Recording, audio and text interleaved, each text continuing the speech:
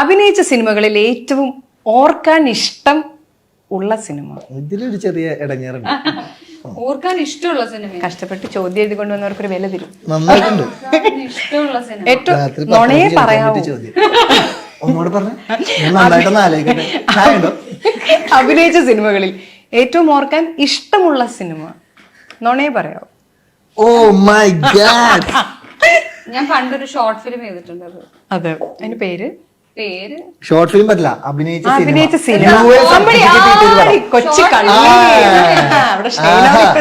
ഞാൻ അത് ഞാൻ വീണുപോയി. എന്റെ ദൈവമേ, എന്റെ നന്മ. ആ, അത് തന്നെ പറയണം. അഭിനയിച്ചതിൽ തന്നെ പറയണം. അഭിനയിച്ചതിൽ മറ്റേ സർട്ടിഫിക്കറ്റ് കിട്ടി, സെൻസർ ബോർഡിന്റെ സർട്ടിഫിക്കറ്റ് കിട്ടി, തിയേറ്ററിൽ അങ്ങനെ ഒരു കളിയുണ്ട്. എന്തായാലും കുട്ടി ആദ്യം പറയും. അതിൽ സന്തോഷമുള്ളതല്ലേ? നോണയാണ് പറയുന്നത്. സന്തോഷമുള്ള സങ്കടം തോന്നണം. പറഞ്ഞു. അങ്ങനെയാണെങ്കിൽ ഞാൻ പിന്നെ ഇപ്പൊ റീസെന്റ് വില്ലനായി ചെയ്ത സിനിമ, അതില് കുറച്ച് വില്ലനസ് ഒക്കെ കാണിക്കുമ്പോൾ എനിക്ക് ഭയങ്കര സന്തോഷമൊക്കെ തോന്നിയിട്ടുണ്ട്. അപ്പൊ ഏറ്റവും ഇഷ്ടമുള്ള സിനിമ അതാണ്. സിനിമയുടെ പേര് അതാണ് ഞാൻ ചോദിക്കണം. സിനിമയുടെ തമിഴ്. അത് തമിഴ് പിടിച്ചതാണ്. ഒരു കാര്യമില്ലാതെ പിന്നെ ഞാൻ ചില ആൾക്കാരെ കൊന്നൊടുക്കുമ്പോ എനിക്ക് ഭയങ്കര സന്തോഷമൊക്കെ തോന്നിയിട്ടുണ്ട്. ഓക്കെ, സിനിമയുടെ പേര് രത്തം. ഓക്കെ. ഷെയ്ൻ, അഭിനയിച്ച സിനിമകളിൽ ഏറ്റവും ഓർക്കാൻ ഇഷ്ടമുള്ള സിനിമ നുണയെ പറയാമോ? ഓർക്കാൻ ഇഷ്ടമുള്ള പടം നുണയെ പറയാമോ? എനിക്കാണെങ്കിൽ പിന്നെ കുറെ ഉള്ളതുകൊണ്ട് അതുകൊണ്ടാണ് ഇത് എടുത്തു പറയാം.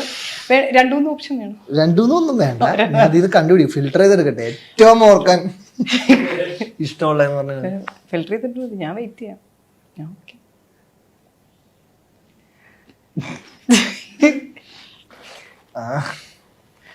ഇച്ചിരി ചൂട് കൊണ്ടൊരു പടം ഉണ്ടായി, വെയിൽ. ഓക്കെ. അതിനുശേഷം ഷെയ്ൻ മുടി വെട്ടാറില്ല. പിന്നെ എനിക്ക് കത്രിക കാണുമ്പോ പേടി.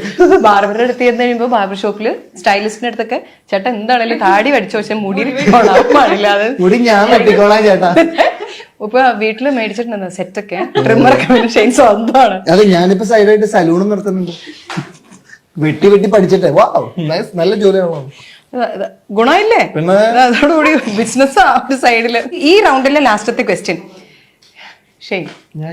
ഷെയ്നോട് ആദ്യം ചോദിക്കണം. നന്നായി പറയണം എന്ന് പല തവണ തോന്നിയിട്ടും ഇനിയിപ്പോ അത് അവക്ക് വിഷമാവണ്ട എന്നോർത്ത് പറയാതിരുന്ന 3 കാര്യങ്ങൾ. എനിക്ക് വിഷമാവണ്ടെന്നാ? പിന്നെ നുണ പറയണം. നുണയാണ് പറയേണ്ടത്.